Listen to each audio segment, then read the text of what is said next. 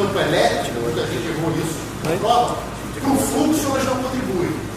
Aqui também, você tem essa curva fechada, o fio que passou por dentro dessa curva contribuiu para a circulação. Eu vou mostrar que um fio que passa aqui por fora, embora ele produza campo magnético no espaço, a circulação do campo dele vai dar zero.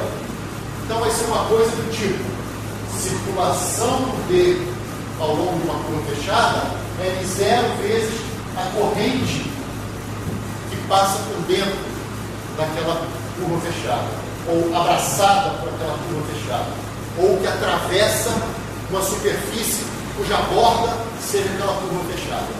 Mas eu não vou demonstrar isso, eu vou só chegar mais perto, fazendo mais exemplos, e lá pelas tantas eu vou falar, olha, dá para mostrar, é só matemática, aceito que o resultado é esse, ok? Então vamos fazer um exemplo um pouquinho mais complicado. Em vez de pegar uma curva muito particular, vamos generalizar um pouquinho para uma curva um pouco mais geral. Então, curva mais geral. Curva fechada. E ainda com um fio passando por dentro, ok? Então eu tenho fio e eu tenho a curva orientada, curva orientada C. Essa aqui é a curva C. Por aqui nós temos o fio. Que passa uma corrente I para cima. E a curva está bem genérica. Quem não está genérica é a distribuição de corrente que está gerando campo magnético no espaço. Essa está super particular. Está sendo um fio infinito. Mas a curva já está totalmente geral. Não é mais um círculo. E aqui, além de ser círculo, ele ainda estava centrado no fio e tudo mais. Pois bem, aqui, se vocês calcularem a circulação do D escalar dl, o que vocês têm que fazer? Novamente, vocês têm que colocar o D lá dentro. O D continua sendo dado por essa expressão, concorda? Teve um fio, nós calculamos na aula passada e hoje eu escrevi novamente um quadro. Agora eu preciso escrever o meu DL. O meu DL genérico, por exemplo, eu tenho um DL aqui. Esse DL, como é uma curva genérica, ele deve ter componentes ao longo de todas as direções, concorda? Tanto no O chapéu, quanto no Φ chapéu, quanto no Z chapéu. Estou usando base cilíndrica. Porque o campo tem simetria cilíndrica, isso vai facilitar para a gente. Então eu pergunto para vocês, qual é a expressão do DL usando a base cilíndrica? Assim como o DL, no caso da base cartesiana, seria escrito por um DX, X chapéu, mais um DY, Y chapéu, mais um DZ, Z chapéu, aqui ele seria escrito de que maneira? Derrou o chapéu. Certo? Olhando de cima aqui o plano XY, quem Z vai ser DZ, Z chapéu, certo? Que a base cilíndrica ela é apolar acrescida do eixo Z. Então vamos olhar o XY aqui. O XY você teria o Rho chapéu e o Φ chapéu. Um cara genérico aqui, um DL genérico, ele tem Rho chapéu mais uma componente em Φ chapéu. Quanto é essa componente em Φ? Ora, se isso aqui vale Rho, isso aqui vale Dφ, quanto é a componente dele em Φ? Já está até escrito no quadro, né? Então, só que naquele exemplo, esse cara não existia, porque ele não andava na direção Rho, e o DZ, Z chapéu tampouco existia, porque ele não andava na direção Z. Então, no fundo, todo mundo já sabe responder. Ó. Rho de Fi, Fi chapéu, mais DC, C chapéu. Todo mundo concorda com isso? Pedro? Concorda?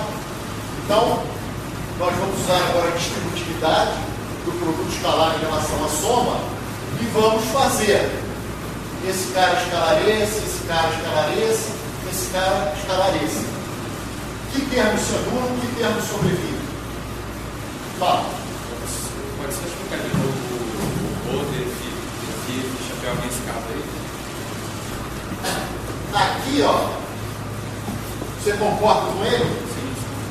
Imagina agora que eu falasse assim, eu quero generalizar isso. Como é que eu faço? Aí você fala, já sei. Aqui ele só andava na direção do Fi chapéu. E o tanto que ele anda em Fi chapéu, eu já sei quanto é. Rho de Fi. Só que agora eu quero que ele ande também na direção Rho chapéu. Então ele também pode andar para cá. De um terror. Então tem terror Rho chapéu. Ah, mas ele também pode andar na direção Z. Tá bom, DZ, Z chapéu. Só isso. Só completei.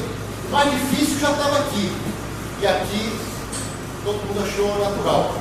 Como lá tem todas as direções, vocês acharam, voltaram a ter dúvida aqui, mas aqui ninguém teve dúvida. Então imagina que você aqui só deixou o cara andar em Fi chapéu. Mas imagina que se ele der em Z, ele der em Rho. Então além desse cara daqui, tem terror Rho chapéu, mais DZ, Z chapéu. E se andar em Fi, é isso daqui. É claro que depois que andou, muda o Rho, por exemplo, aí, novamente, o quanto que ele vai andar, vai ser com aquele novo Rho, o novo defi dele, assim por diante, tá? Mas a gente está numa condição genérica. Então, esse é o DL genérico com coordenadas cilíndricas. Então, eu te pergunto, para salvar o Pedro aqui, quem dá zero, quem não dá zero? Esse cara com esse. Esse produto escalar aqui, ó. Desculpa. Vai dar. Esse cara com esse daqui. Ele vai dar zero aí. Tipo assim, ó. Rho chapéu com Fi chapéu. Agora, teta. Eu sou misturando. Rho chapéu. Fi chapéu. Agora eu pensei que ele. Fi chapéu, escalar Rho chapéu. Quanto dá? Zero. Fi chapéu, escalar Fi chapéu. Fi chapéu, escalar C chapéu. Zero. Caramba, olha que coisa legal. Ficou Mi zero e 2Fi Rho. Deixa esse cara aí aqui. Zerou, zerou. E olha aqui, ó. Rho e Fi. E ficou aquele produto escalar. Cancela. Isso aqui é de 0 a 2Pi. Olha que bacana. Mi zero e. De novo. Então, agora vocês já estão assim, caramba, a coisa é mais séria mesmo. Deve ser uma verdade. Ali era tudo muito, muito particular. Aqui já foi uma curva completamente geral. Se eu não vou fazer, mas se eu pusesse outros fios aqui, um fio mais na horizontal, um fio num sentido oposto, vocês saberiam fazer, certo? Vocês usariam o princípio da superposição, que também vale para o campo magnético. E se tivessem dois fios aqui, por exemplo,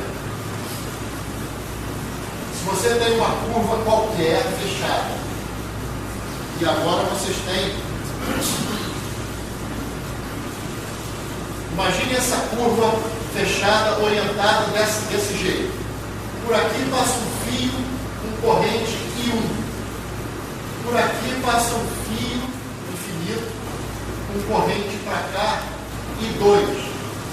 Por aqui passa outro fio, com corrente I3. Qual é a circulação do campo magnético ao longo da curva branca? I1 menos I2 mais I3.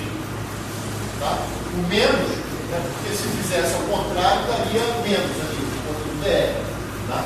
Deu mais porque essa corrente está para cima, então Então, o fato de ter um fio inclinado, você fala, mas você botou aqui um fio, todos eles são retilíneos infinitos aqui também, mas aqui você botou ele ali na vertical e aqui ele está inclinado. Caramba, essa curva não é genérica? Se ela é genérica, pega um fio assim, escolhe o teu eixo ser assim, você sabe fazer para qualquer curva com qualquer fio infinito. Vocês só sabem fazer, por enquanto, só sabem calcular a circulação do campo magnético de um fio infinito por onde passa uma corrente estacionária ao longo de uma curva fechada que englobe aquele fio. Eu ainda não fiz com ela fora, tá vendo? Mas isso que está aqui, vocês já saberiam dizer quanto vale. O próximo passo agora é repetir essa conta com o fio do lado de fora. Fala. Qual o termo que faria o faz o I2 ficar negativo? É porque o DL com o B, o DL está agora 180. Então mudou o sentido do. Entendeu? O campo do fio estava para lá, o campo do outro fio está para cá, ele muda de sentido. Aí o produto escalar muda por um fator menos 1. Certo? Para gravar depois, é simplesmente o seguinte: botou os indicadores no sentido da corrente, perdão, no sentido da orientação da curva, repetindo, botou os indicadores no sentido da orientação da curva, se o teu polegar estiver na corrente, vai ser positivo. Mas eu vou escrever de uma maneira que não vai precisar disso. Eu vou escrever de uma maneira muito legal, que não precisa pensar em nada de bom para cá nem para lá. Eu vou acabar definindo uma superfície cuja borda é a curva fechada, e aí, se a borda está orientada, a superfície tem que estar orientada de acordo também. Então vai ter um N chapéu. E aí a gente vai escrever corrente como fluxo do J. E aí não vai ter como errar se vai ser mais ou menos aquela corrente, tá bem? Bom, então deixa eu só seguir mais um pouquinho, dizendo o seguinte: o próximo passo é pegar e fazer a mesma conta com o fio do lado de fora.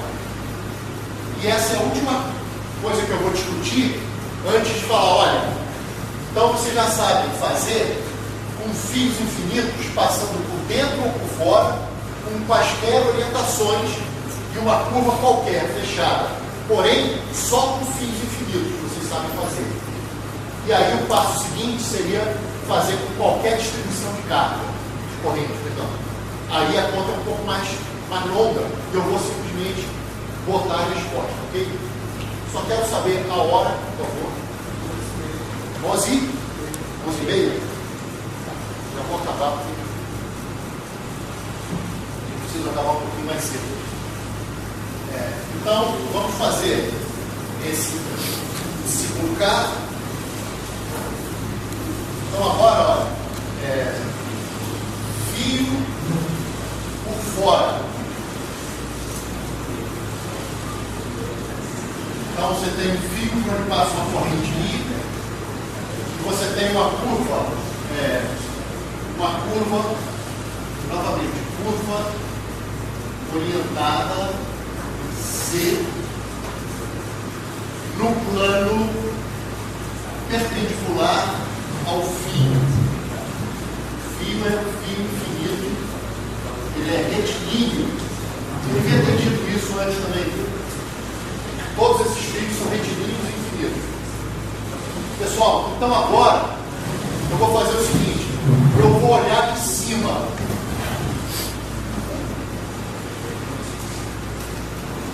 Caramba, eu tentei fazer um olho aqui, tá bem? Mas não saiu. Eu estou olhando de cima, vou fazer um novo desenho. E lembre-se que essa curva, ela é uma curva plana, e está no plano perpendicular ao fio. Então, o desenho visto de cima, nós temos o fio, então tem uma corrente que vem para cá, tá bem? Eu estou olhando de cima.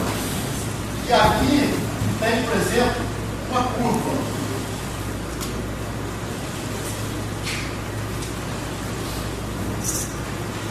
E eu quero calcular a circulação, eu quero novamente calcular a circulação do B ao longo dessa curva C que está aqui.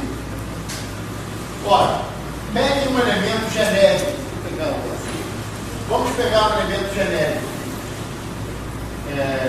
Tem um certo TL. Vamos chamar de delta L1. Vou transformar a integral numa soma. Tá certo? Só para facilitar o nosso raciocínio. Então, imagine o seguinte. Eu tenho que pegar, nesse ponto, o campo. O campo está em que direção aqui? O campo está para cá. O B1 está para cá, concorda? O B não circula o tempo todo. O B está na direção Φ chapéu. Aqui vocês têm um D delta L2. Vocês têm um B que está para cá. Ele é maior, essa seta é maior que essa, que eu estou mais próximo do fio. Tá certo? Então, vocês têm o seguinte: vocês têm que fazer isso aqui é aproximadamente. Aí vocês vão ter o seguinte: μ0 π sobre 2π. E aí vocês têm o seguinte: 1 sobre ρ1. ρ1 é essa distância até esse elemento 1, tá vendo? Então, isso que está aqui, ó, seria o ρ2, isso que está aqui seria o ρ1, que vem até aqui. E aqui vocês teriam o seguinte: o Φ chapéu lá no ponto 1, escalar delta L1. Repetindo, eu tenho que pegar uma integral, que é uma soma, tá certo? É o limite de uma soma, tá bem? Eu transformei na soma, e vou pegar só dois elementos da soma, e vocês vão perceber o que acontece quando eu somar esses caras.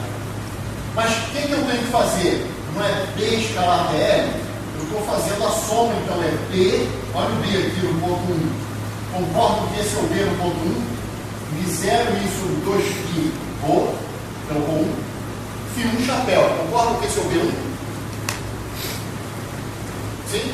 Escalar delta L1, que é escalar DL. Depois, mais. Vou puxar esse cara para cima um pouquinho, esse cara é bom. Mais, a mesma brincadeira, μ0 isso sobre 2π. E aí eu tenho, no ponto 2, eu tenho Φ2 chapéu, delta L2 sobre ρ2. Mas, eu tenho que fazer isso ao longo de toda essa curva. Tomar o limite dessa soma em que o número de elementos vai para infinito, o delta L vai para zero, isso vira essa integral, tá certo? Pois bem, esse cara daqui, gente, vamos olhar para esse cara aqui. Pega esse cara e projeta. O que eu vou explicar escalarmente um vetor por um unitário? Não é projetá-lo na direção desse cara, só que a projeção pode dar positiva ou negativa, tá bem? Então, esse cara escalar isso, o que ele dá? Nos daria a componente do delta L1 perpendicular à direção radial aqui, certo? Daria um certo delta L1, que é um arco de círculo aqui, concorda? Que é o ρ1 vezes um delta φ. Quando vocês fizerem isso nesse elemento 2, reparem que eu peguei as linhas em azul aqui, eu só prolonguei. Então o ângulo subentendido aqui é o mesmo que aqui, tá vendo? Quando eu fizer esse produto escalar, o que vai acontecer? Para onde está? Ó, tem uma besteira escrita no quadro. Tem uma besteira enorme escrita no quadro. Só... O que está errado no quadro? Qual é o campo magnético desse ponto? Oi? É para cima. Então, registrar, a gente está corrigindo. O ideal é ele estar. Olha só, o campo aqui, ele está para cá, gente. Por que ele está para cá? Porque a gente já sabe que o campo de um fio infinito, ele está sempre circulando, lembra? O fio-chapéu. O fio-chapéu 2 está para cá. Eu me confundi aqui porque o delta L2 está para cá. O ângulo girado aqui é negativo. Quando eu venho daqui para cá, o ângulo gira de um delta φ positivo. Quando eu venho daqui para cá, ele gira daquele mesmo ângulo, só que negativo agora. O B está para cima. O B aqui está mais assim. O B está sempre na direção φ-chapéu. Lembra que as linhas de B são linhas circulares. E sempre no φ-chapéu, tá certo? Então, e agora o que acontece? Quando eu pegar esse delta L2 e fizer produto escalar com esse φ2 chapéu, o φ2 chapéu está para lá. Esse produto escalar agora tem um ângulo obtuso. Ele vai me dar, em módulo, a mesma projeção. Vai me dar um delta L2 aqui, que é o comprimento de ar, que é ρ2 vezes um delta φ. Porém, com que sinal? Negativo. Entendeu? Então, esses caras aqui, ó, vão me dar o seguinte. Esses caras aqui vão me dar isso aqui, ó. I0i sobre 2i. Aqui vai ficar assim, ó. Esse cara me dá uma projeção que é um comprimento de ar. Tá bem? E é raio vezes delta φ. Com que raio? Com ρ1, porque ele está aqui. Então você tem ρ1 vezes o delta φ, que seria, você pode chamar, por exemplo, delta φ1, e é ρ1 aqui. Aqui, gente, daria um ρ2 delta φ2 sobre. Só que esse delta φ2, ele é menos delta φ1. O delta φ1, ele é positivo. O delta φ2 é negativo. Tá certo? Esses caras cancelam, esses caras cancelam. O que aconteceu com essa soma daqui? Zero. Ah, legal. Então, eu posso fazer um novo desenho aqui. Eu posso, nessa curva, o φ estava aqui, eu posso retalhar a curva dessa maneira. Só fiz. A contribuição desse trecho se cancela com esse trecho. A contribuição desse trecho se cancela com esse trecho. Vocês lembram lá na lei de Gauss, que a carguinha que estava aqui, vocês prolongavam o ângulo sólido? A contribuição desse trecho se cancelava com esse trecho. Que a normal aqui estava para cá, a normal aqui estava para cá. E o R chapéu estava sempre para lá. Aqui é isso aqui, ó. O φ chapéu está sempre para cá, enquanto esse cara está para cá e esse está para cá. E esse ângulo está aqui é o mesmo. Só que aqui é o ângulo plano e aqui é o ângulo sólido. Então, um argumento parecido, embora na lei de Gauss seja fluxo, e aqui na lei que vai ganhar uma lei de Ampère, tem a ver com circulação, ok? Bom, baseado nesse argumento, nós chegamos à seguinte conclusão: que quando o fio está fora, então, para fio fora da curva C, nós temos que a circulação do B deu zero. Agora eu vou dar um passo bem grande. Pode-se mostrar que, então, no caso mais geral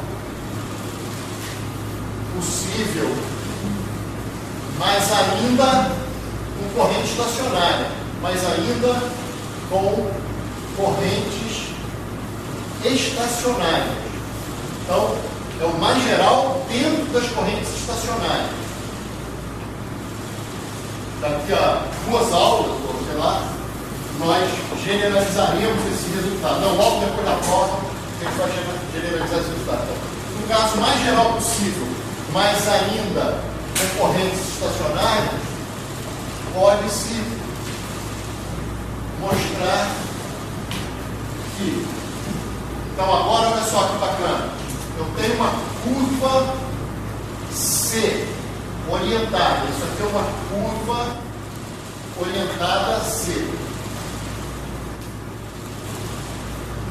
Se ela é orientada, eu posso imaginar uma superfície S. Então, o que está em azul é uma superfície S, cuja borda seja C. A borda de S é C. Como C está orientada, isso está associado a uma orientação da superfície também.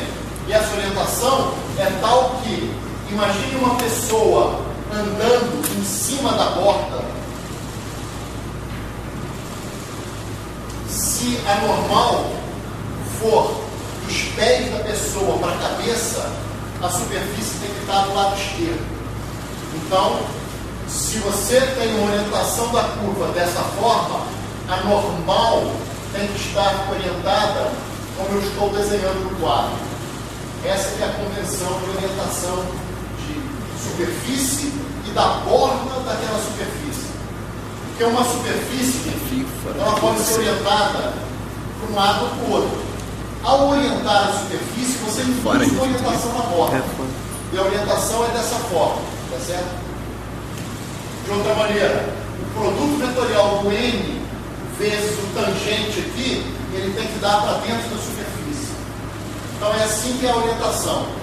Com essa orientação, a lei pode se mostrar o seguinte, que a circulação do campo magnético mais geral possível, porém gerado por correntes estacionárias, ele é igual a μ0 vezes, agora entra, acho que a pergunta de um de vocês aí, a coisa do sinal, não sinal.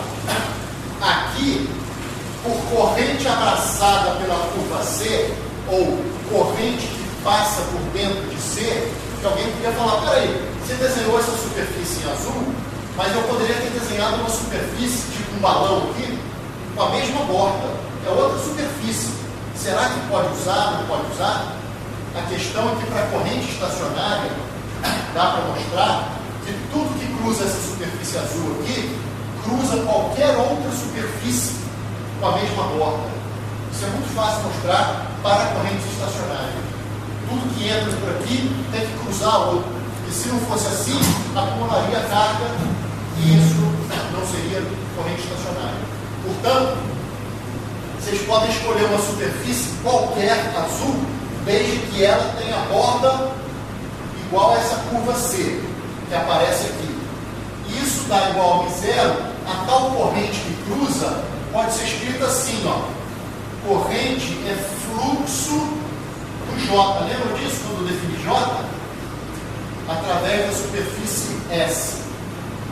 E aqui, esse C tem que ser borda desse cara. Então, esta